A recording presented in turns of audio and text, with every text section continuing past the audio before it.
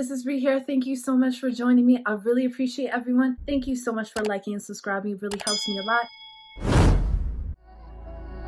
And don't forget to check out my website, paradoxastrology.com. I am a professional astrologer and I can help you with anything.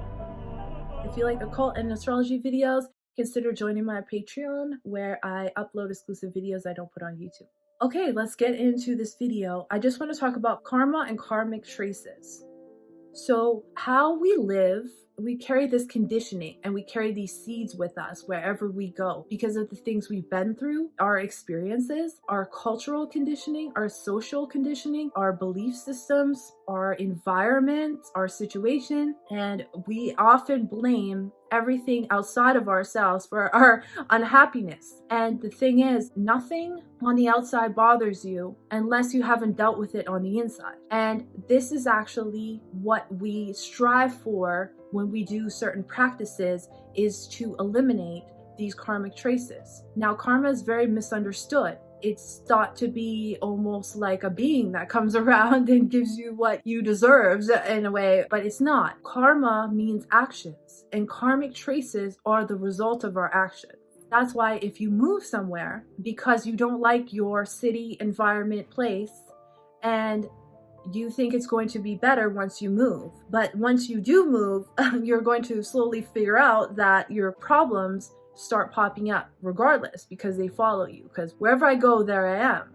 And that's because of these karmic traces, because we're continuously bringing these seeds with us. Now, this is in the book of the Tibetan yogas of dreams, and he talks about this example. Now, say there's a man who grew up and his family was always very abusive and yelling at each other, and he remembers being a child and he was very scared and he would develop this anger. Now, say he's walking down the street 40 years later, he sees in the window there's a couple fighting. Now he starts to get anger inside because it reminds him of his past. Then he goes home, he goes to sleep, and he has a nightmare about being attacked. Then he wakes up the next day and he's very angry, and his wife is there and she starts to feel that anger too. Now she doesn't really understand and she has her own issues, and that brings up the anger amongst them. Now they start fighting. This is how karmic traces work. Because of your past and the things that you maybe didn't deal with and that you encountered, now these things will keep popping up and keep following you until you deal with it. And those are the karmic traces. Now, it's not what happens to you, it's how you deal with it. And so a lot of people suppress these things and they try to pretend like it's not there. Or there's the opposite where they think about it forever and they can't let it go. They haven't dealt with it. And in order to deal with anger, you have to have unconditional love. When you have an understanding of why things are going the way they are, and then you have an unconditional love for them, it depletes the anger. So everybody has these things that happen, and a lot of people are just reacting. They don't know why they're reacting, but they're blaming everything outside of themselves for why they're triggered, which is the word of the century. But they blame the others. Why are you triggering me? No, it's why are you being triggered? Now, you can fix that within yourself. There's nothing outside of you that actually should be affecting you. People are almost walking around like zombies, being complete slaves to their emotions, instead of learning how to control their own emotions. They think that anger is power, but it's not. Anger is lack of control. Once you're in anger, you have no ability to use your higher senses. Now you're in your ego. And you're in your lower emotions, which is what is called the hell realm. I'll probably do a video about that. But once you're in the hell realm, you're constantly being tortured by your own emotions. And so if it's not this person, it'll be the next person and the next person. Why is everyone triggering me when it's really you that haven't worked on yourself and your inner triggers? Someone who is a very enlightened being, someone who is in control of their emotions, won't blame the outside world for how they feel. They control how they feel because you can't change the way people react to you. You don't have control over that. And only the ego is trying to control others to make itself happy. The higher self knows that it has the ability to make itself happy no matter what. It doesn't need you. So these become patterns. And now we're totally zombies to our own patterns. Psychology will call your unconscious patterns. So if you actually are aware of when you're angry, and instead of reacting, you feel that feeling, you don't suppress it, because by suppressing it, it will come up, and it can come up in a disease and things like that. By actually feeling it within you, let it be, but don't attach to the feeling. And then you start realizing that that is something that you need to heal within you, and you start bringing up compassion. And when you have compassion for another being, so this person is angry, yelled at me, but what are they going through? What can I help them with? Ultimate compassion destroys anger. And if you keep practicing this, after a while, you'll always have that compassion.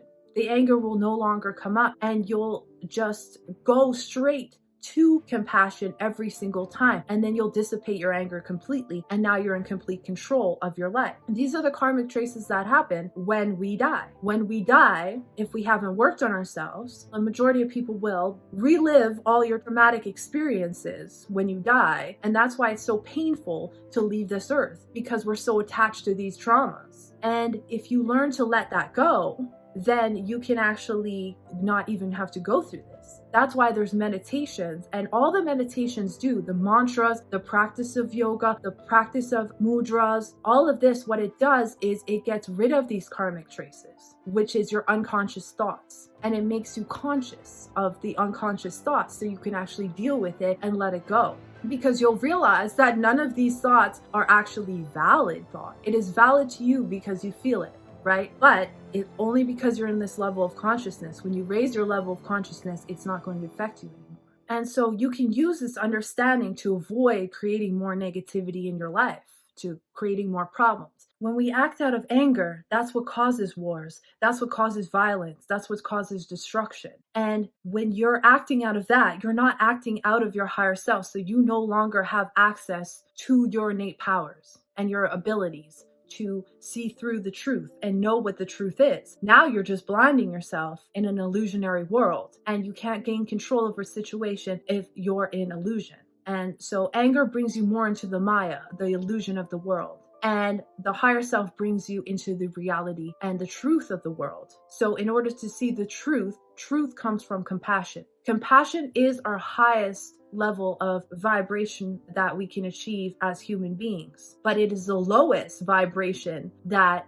other beings are able to cultivate. So that's why we go towards compassion, because it's very difficult for us to achieve anything higher than that. But just know there's way more levels of compassion. So there's way higher levels of being than the ability we have. If you can't even go to compassion, it says a lot about yourself and how much healing that is required for you to do. And you can do that. You definitely can do that. And there's a lot of mantras and things that can help you. And these eliminate these karmic traces, so that even when you do die and you do certain mantras, you don't have to relive all the traumatic experiences. You can go, because you've gotten rid of those attachments. You're no longer thinking about the past. Thinking about the past doesn't help the past. If you have, say, guilt about something that you did in the past, whether it was your fault or not, hanging on to that is not going to solve anything. It's going to actually make your life a lot worse. And you're hanging on and creating more karma for yourself. If you don't have any attachments to anything, it's not going to create any more karma for yourself. And that is the goal of the yogi, is to eliminate karma and